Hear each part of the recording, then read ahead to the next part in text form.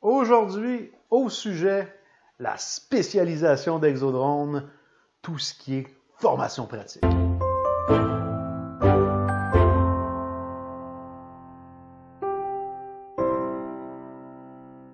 Alors, parlons pratique. En tant que responsable des formations pratiques chez Exodrone, je sais de quoi je parle, il y a une importance immense à ce dossier. Tout d'abord, le pilote devra faire la calibration cérébrale. De que c'est que ça?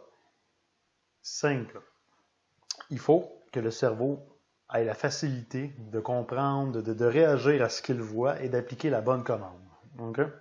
Donc, pour ce faire, nous, dans nos cursus de formation pratique, on débute avec un exercice simple. C'est un exercice de boîte horizontale, donc un déplacement vers d'éloignement, une translation de côté, un rapprochement et une autre translation.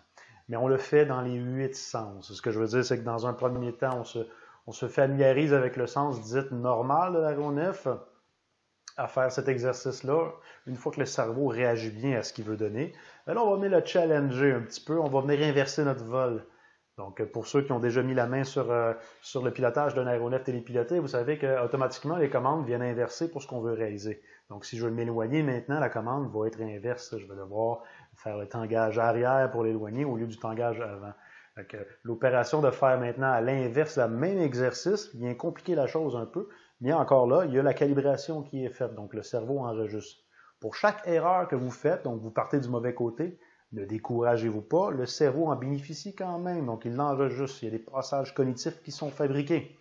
Une fois que vous êtes familiarisé avec le sens dit inversé, vous le faites de côté. Encore là, la même boîte. Je m'éloigne, je fais une translation, je me rapproche, je fais une autre translation, et ainsi de suite.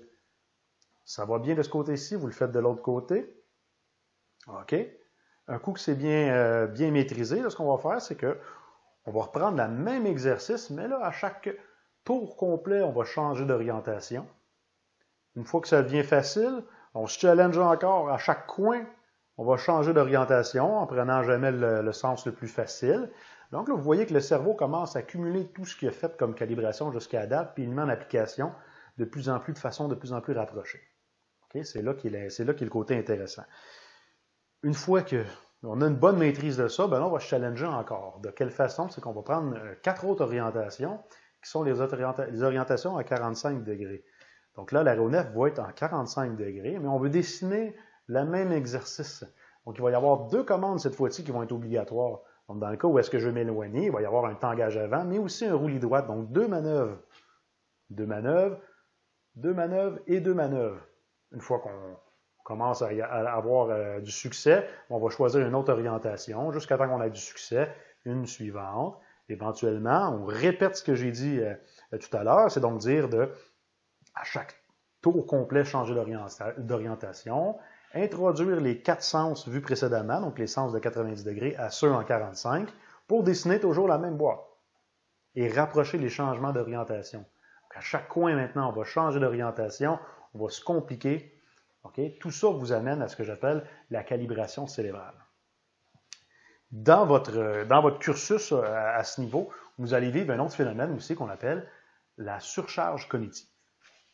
Alors, la surcharge cognitive, si j'ai à l'expliquer, c'est le moment là où est-ce qu'on s'est tous vus être dans une situation de là, on n'est plus capable d'analyser ce qui se passe et comment y réagir.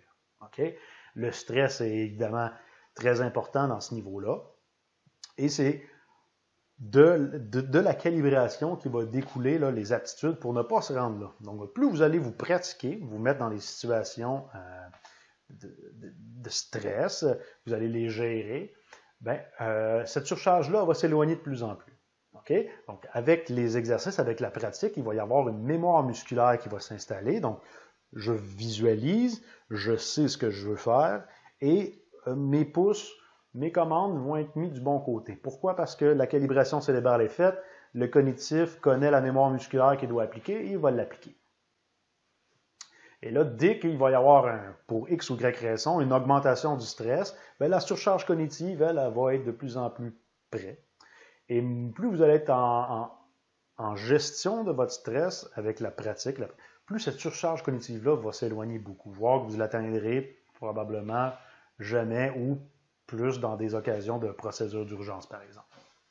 Okay? Le but, c'est de jamais y être, bien sûr. Donc, c'est avec la pratique que vous allez justement éloigner là, ces risques-là de tomber dans ce facteur humain-là qu'on appelle la surcharge cognitive.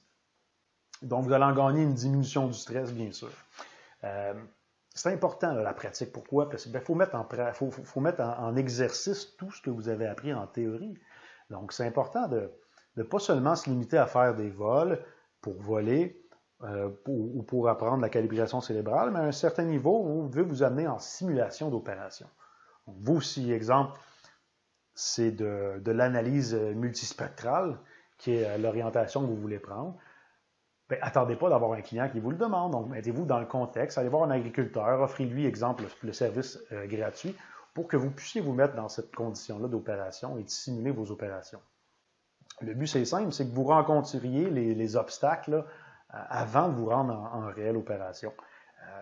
Ça va vous permettre immédiatement là, de réagir à ça et d'utiliser vos acquis, d'apprendre de nouvelles choses et ultimement d'éloigner le stress de vos opérations. Donc, dans un premier temps, l'apprentissage, comme que je vous ai dit, la calibration cérébrale. Dans un deuxième temps, vous mettre à l'essai, vous mettre à l'exemple, vous mettre dans des simulations d'opérations. Et dans un troisième temps, au niveau de la pratique, si ce n'est pas possible de pratiquer, puisque les conditions météo ne le permettent pas, eh bien, il ne faut pas se limiter à ça. Vous avez des drones jouets qui existent, là. Ce que j'avais avec moi en est un très bon exemple. Donc, c'est des appareils qui ne sont pas munis d'assistance électronique, mis à part la stabilisation gyroscopique, ce qui fait en sorte que vous développez beaucoup vos aptitudes de pilotage à assistance réduite, ce qui est très important selon nous. Vous avez des simulateurs aussi qui s'installent sur ordinateur. Donc, des simulateurs où est-ce que vous allez être mis dans des scénarios à la troisième personne, là, comme un vrai vol extérieur. Vous pouvez même ajouter des vents.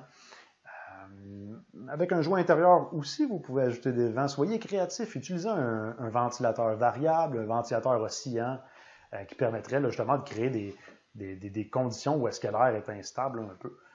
Amusez-vous de cette façon, mettez-vous des parcours.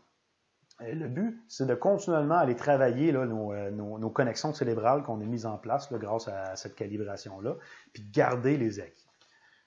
Il n'y a pas de raison de ne pas pratiquer. Amateurs de jeux vidéo, en voilà une très bonne solution. Sur les jeux vidéo, il y a la possibilité de retrouver des commandes qui vont être similaires sur des hélicoptères, des avions ou voire encore des drones et d'utiliser les mêmes commandes pour s'assurer justement de bien faire travailler là, nos mémoires musculaires, nos acquis, ne pas les perdre surtout. Donc, en conclusion, aucune raison de ne pas pratiquer et toutes les raisons du monde de vous mettre à pratiquer, à vous mettre en scénario, que ce soit pour le vol, mais n'oubliez pas aussi de vous mettre à l'essai dans la préparation d'une mission, dans la gestion des risques d'un nouveau site. Donc, mettez un point sur une carte. Je m'en vais faire une opération là. Qu'est-ce que ça implique? Et là, venez travailler toute la gestion de la préparation d'opération. Je vous invite à consulter d'autres vidéos qui traitent justement des ateliers de préparation de mission qui pourraient être intéressants pour vous. Je vous laisse là-dessus. Merci.